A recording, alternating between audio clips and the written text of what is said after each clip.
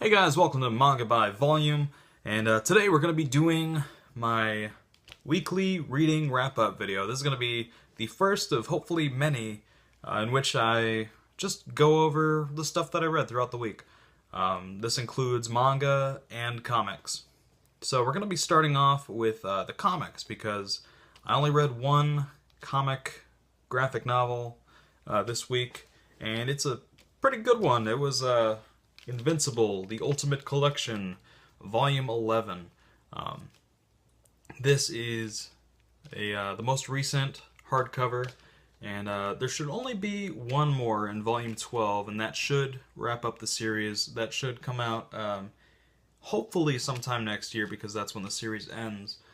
But Volume 11 was really, really good. It's more Invincible, and you can't go wrong with that. For those of you who don't know, the story of Invincible is basically about this guy, Mark Grayson, and also known as Invincible.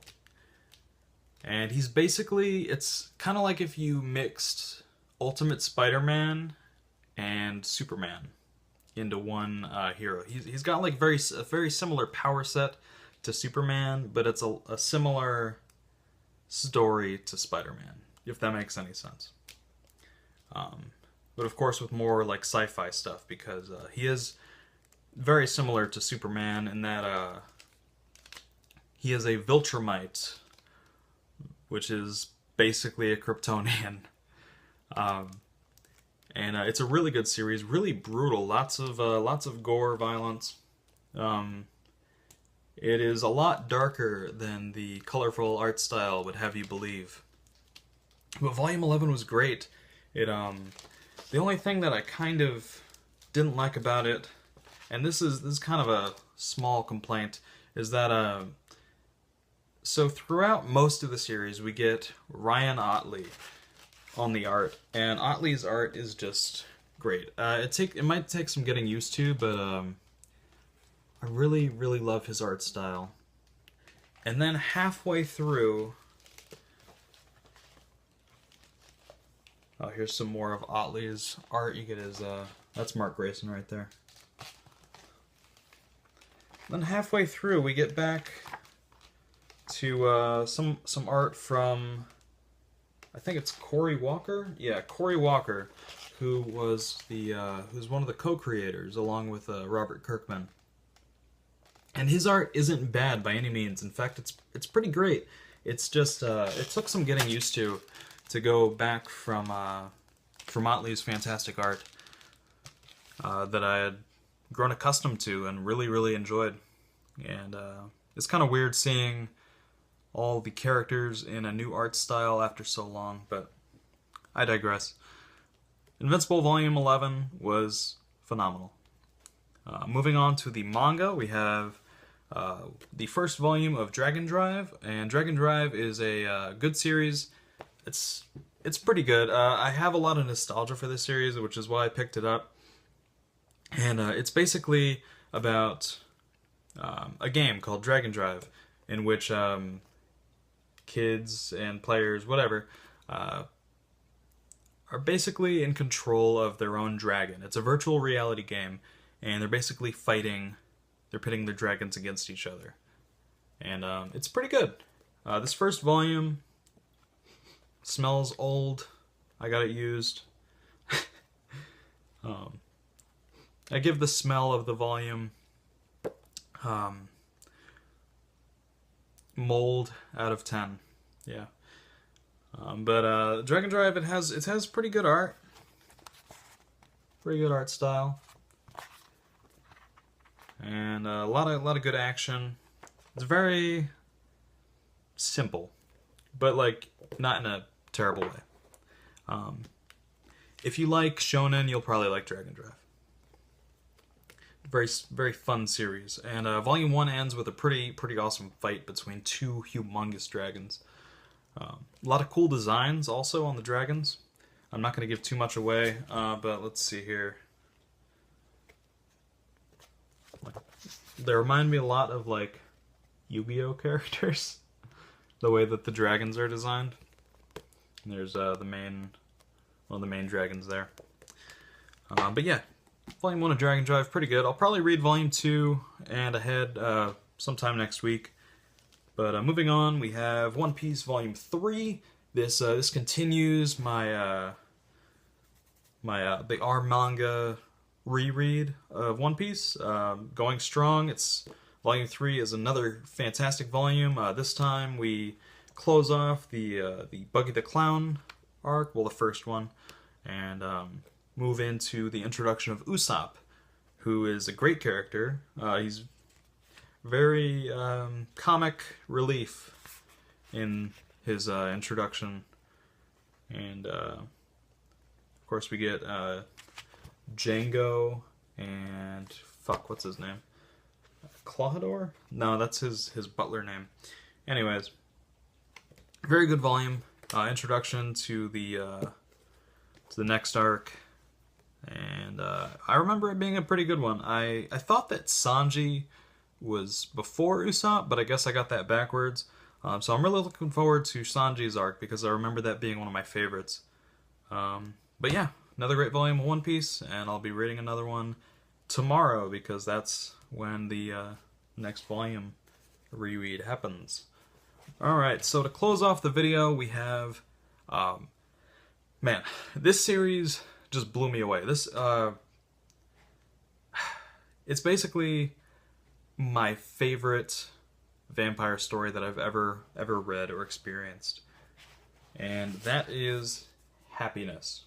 So, I blasted through this series. So I read Volume 1 a while back, but didn't have the other volumes until very recently. So I reread Volume 1, still loved it, and immediately blasted through the rest of the series. Volume 2, Volume 3, Volume 4 with the fantastic cover. I love this so much. And the most recent volume, Volume 5. So Happiness is basically about this boy, Makoto Okazaki, and very early in the series, you see him in high school. He's getting picked on constantly, taken advantage of by his peers. And then one day, or one night, as he's going to return a videotape, he gets ambushed by this girl, and she bites him on the neck, and he wakes up in the hospital, and with an aversion to sunlight, and he's very, very thirsty for a certain kind of liquid that oozes out of people's hearts and stuff. It's a vampire story, but it's a very good one. It's very, very slow-paced, at least in the beginning. I remember Volume 1 being... While it's very good, it doesn't really pick up until Volume 2. And, man, it just gets better and better from there. And I'm actually kind of upset that I read all of it, because the next volume doesn't come out until, like, I think December, something like that, later this year. So, yeah, I'm kind of stuck waiting, and I'm not really big on scans, so I am going to wait. But thankfully, Volume 5... it's a nice closing point for the first arc, I guess you could call it. But it was very, very good. And if you're not a fan of, I don't know, things like Twilight, don't worry about it, because this is a much more serious take on vampires. And it's just awesome. If I had to compare it to another manga series, I'd compare it to Tokyo Ghoul. It has a very similar setup and protagonist, but the good thing about it, I actually prefer it to Tokyo Ghoul because it doesn't have all of the tropey edginess involved with Tokyo Ghoul. No offense to people that like Tokyo Ghoul, I like it also, but it's very, very very anime, and take that as you will. Whereas Happiness is a much more grounded take on vampires. But God, I just love this series so much, and as you could tell by the covers, the art is just fantastic. I love, love Shuzo Oshimi's art style. It's very, very beautiful, and you get some really. Let me see if I can find one. You get a lot of nice color pages in here, where. Okay, not too many. I can't seem to find one when I'm actually looking for one. I think there was one in volume 1. But, yeah, very, very nice art style. I love how he draws eyes and character faces. And of course, this is the same creator as Flowers of Evil. I've read a little bit of Flowers of Evil. I'm still waiting on the reprints because a lot of the volumes have gone out of print. But even if you didn't like Flowers of Evil, I'd highly recommend you check this out, especially if you're a fan of Tokyo Ghoul or Parasite or spooky things in general. This is a hella good time. But yeah, so that does it for all the books that I read this week. We got Happiness, Volumes 1 through 5, One Piece Volume 3, Dragon Drive Volume 1, and of course, Invincible Ultimate Collection Volume 11. So I will see you guys next week. Hope you guys enjoyed the video, and yeah, take care. This is Manga by Volume, signing out.